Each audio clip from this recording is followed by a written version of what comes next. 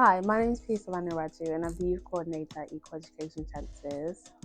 Yes, my name is Pelumi, and uh, I work with Equal Education Trust as well as a youth worker, I guess, with young people, and yeah.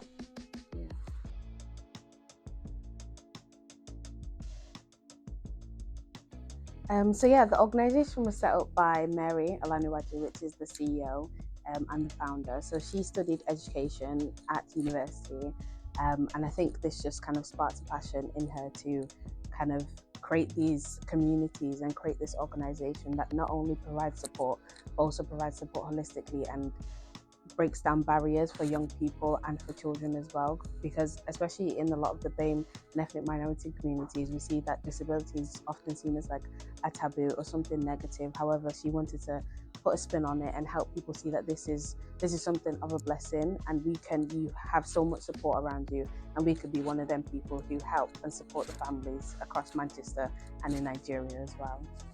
Yeah, it's really taking away that like stigma I think that is within like BAME communities about having people with disabilities and what does that mean, and really giving a safe space to be able to learn about themselves, to be able to build a community and have a community of people, so that there is that so that there's opportunities for growth, and there's the ability for people to know that this isn't like the worst case scenario, that like there's light at the end of the tunnel, that everything will be okay.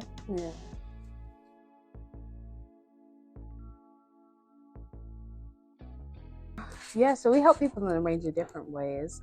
One of the main things that we do, because we are a young youth and education charity, mainly we do a lot of education work. So we do a lot of like debate clubs, and we provide educational resources.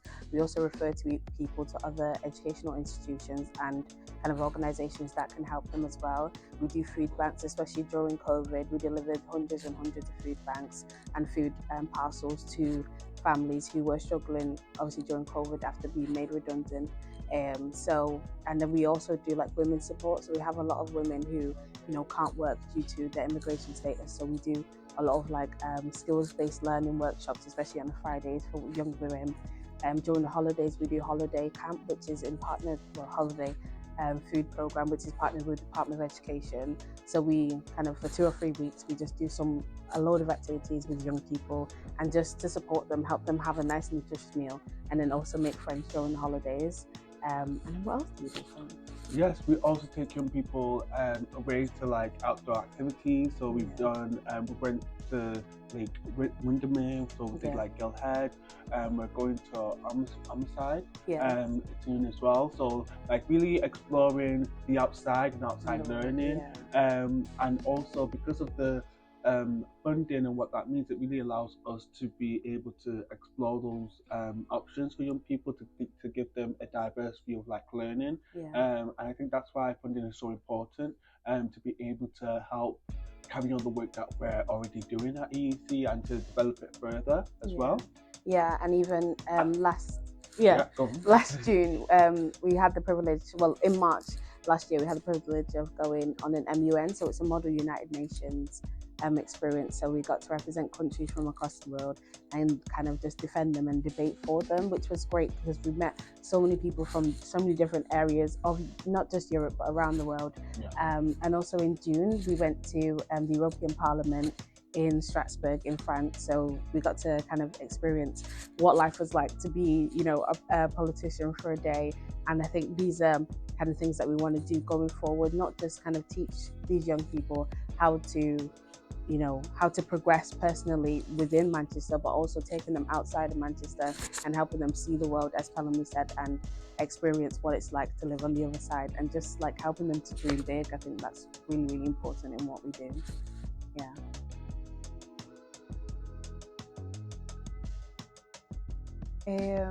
I think there's a few barriers that we face, especially with the people that we work with.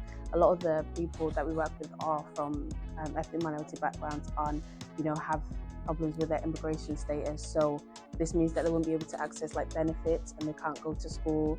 And a lot of them, you know, who kind of come over here have children who are the age of going to university. However, due to not having, you know, the right documents and not having citizenship, they cannot attend university, which means that they obviously can't get jobs as well. So I think it's just like a roll-on effect, which means that that's where we step in. However, we do face a lot of like restraint with engagement and with schemes, but we try to provide them with like volunteer experience and help them to feel accomplished even in the little things that they do. And we just ask that, like, when, you know, young people and their families, especially families, come over here, that they kind of think about these things and provide them with help, provide them with jobs and support as well. They won't have access to no recourse public funds, so which means that they can't pay their bills, they won't be able to pay their house rent, and then they have to depend on other people, which can, you know, take away autonomy and dignity. It's like a roll-on effect, and it does affect how they feel and how they experience their life and the quality of life. So those are like our biggest barriers right now. So we're just doing every little that we can to provide food banks, to, you know, give them advice, refer them to the right people, apply for funding that they could qualify for. And even with that, it's helping little by little, but we need a bigger change, we believe. Yeah, I think it's really thinking about what the policies that are in place and making sure that they are representative of the communities that they're going to serve. It's really important that when we talk about these things, we're talking about people, and people are holistic beings. They're not just like, it's not just one side of them. So we need to make sure that they are when the policies are being in place, they talk about the education, they talk about housing, they talk about health, and they talk about the basic necessities for the people that we serve. So I think it's really important that for the politicians to really carry on funding with organizations like EEC and building that and making sure there's that continuous stream, so that like the communities that we serve are being held. And then what that would do is it enriches the workforce that will be in the communities in Manchester. If there was like investment within, like more investment with charities like EEC and like others, we would then increase the workforce value that, you know, and that's what we need at this point in terms of like when we look at the statistics of like what's going on within like the NHS, for example, and like the statutory services. It's really important that we carry on funding for charities like EEC.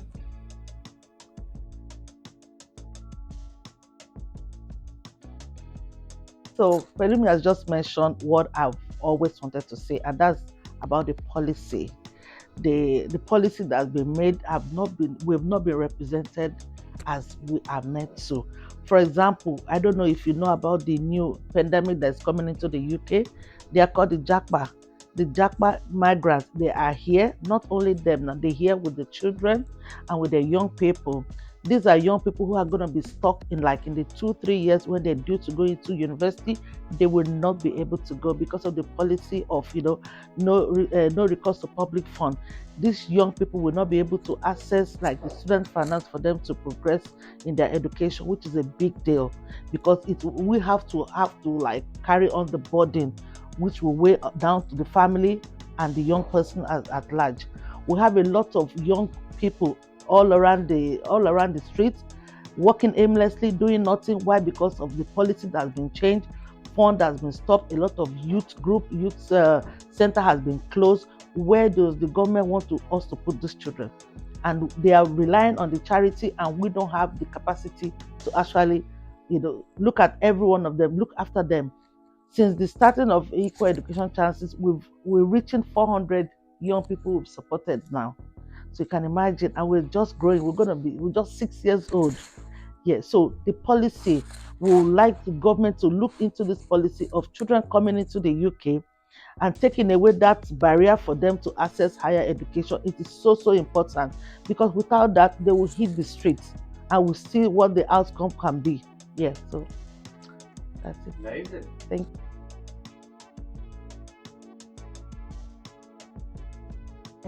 We received support from a numerous amount of funders and other charities as well. a lot of the ways that we kind of get our support is through like networking as well with other charities who do similar things to us. We've had like charities such as what's it called? We've had like organisations such as like the Department of Education, you know, fund us for our holiday programs. We've had We Love Manchester, you know, give donations. Young Manchester as well. We've had what else is there? There's so many. Yeah, Manchester City Council, for example. The Department of Education, I think. Yeah. As well. Just Cash for Kids, like Tesco. There's been so many just organisations which we're so grateful for, which has brought us to where we are and helped us to build communities and support so many young people. And you know what I mean, like none of it is like for granted, because we see how much like our support and their support as well has kind of helped these families across Manchester and across like wider.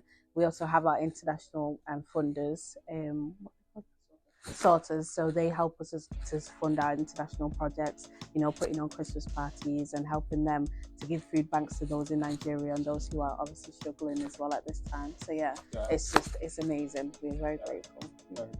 And we're always looking for more partners as well. Yes, we are. Like, even if it's not just like a funding thing, we'd love to like partner with so many other organizations as well who are doing amazing things across Manchester. Every day we see it on like our social media, when we click on, you know, different people's website, and when we interact and go to networking events, so many people are doing amazing things. So we just love to partner and just put on like events with other people just to empower everyone, I guess. Yeah.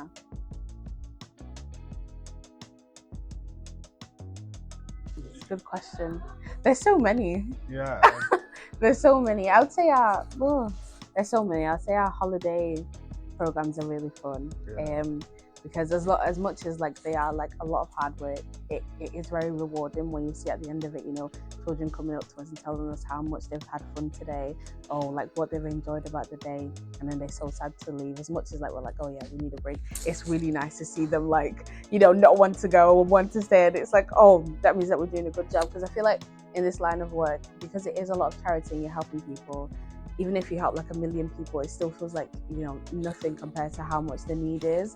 So it's so nice when you see like young kids so excited to like come back again and have fun, and you're just like, oh, okay, we're doing a really good job then. So yeah, I guess that's just like the most rewarding thing, just like watching how the young people grow and develop. We have like young people who have started with us since they're like 5, and now they're like in high school. So it's like mind-blowing how like much they grow, and just how much like it's nice to know that we've helped them in some way. Yeah, it's just the growth, I think, seeing young people and seeing just how they benefit from the offers, really. It's just amazing. Yeah, definitely. Thank you.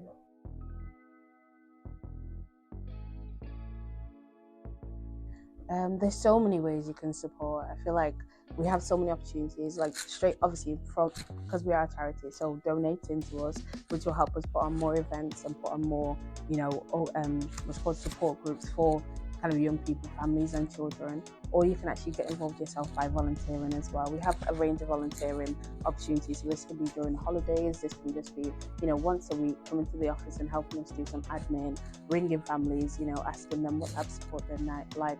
It can also involve like going out and, you know, finding an organisation who we could refer to the families that we support. Honestly, there's just a range of ways. And we also have our young people's social project, which is 8% Club. So we put on social events nearly every month just to kind of create a sense of community and inclusion. You can help by just attending there, helping out.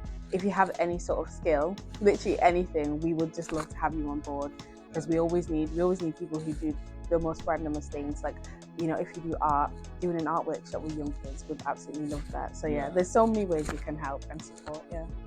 EEC for disability. And I think it's the number 4. So it's EEC, number 4, and then disability. So and that's on the social platforms. And we also have our website as well that you can go to. And the 8%. So we've got 8% Club as well. So if you just tap that in on Instagram, and our website is equaleducationchances.org, and then you'll be able to kind of see everything that we do there. I would say our social media is very much up to date as well. So if you go on our Twitter, which is chances_equal, you can have a look at everything that we do on there, and then all our funders as well, because we always tag our funders and all our donators. So yeah, amazing. Thank you.